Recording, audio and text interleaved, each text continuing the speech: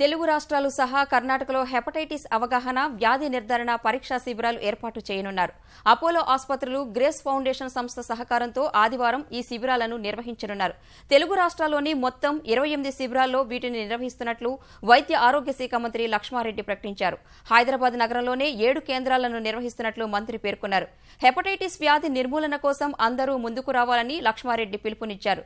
ప్రపంచవ్యాప్తంగా 40 మిలియన్ల మంది ప్రజలకు హెచ్ఐవి సోకితే 160 మిలియన్ల మంది ప్రజలు హెపటైటిస్ తో బాధపడుతున్నారని అపోలో ఆసుపత్రి వైద్యులు ఆందోళన వ్యక్తం చేశారు.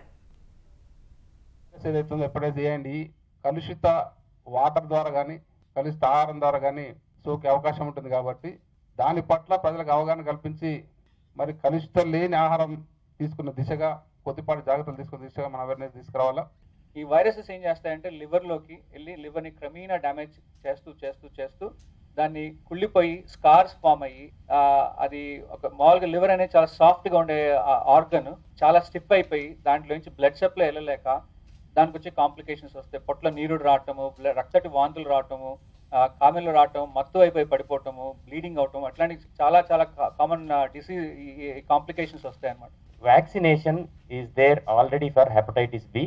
సో దానికి ప్రివెంట్ చేసుకోవచ్చు. ప్రతి ఒక్కరికి వ్యాక్సినేషన్ చేయించుకోండి అని చెప్పి మనం ఎంకరేజ్ చేసి దీని గురించి మనం తెలియజేస్తే వ్యాక్సినేషన్ ఇంప్రూవ్ చేయాలి. హెపటైటిస్ సికి అన్ఫార్చునేట్లీ ఇప్పటి వరకు వ్యాక్సినేషన్ లేదండి.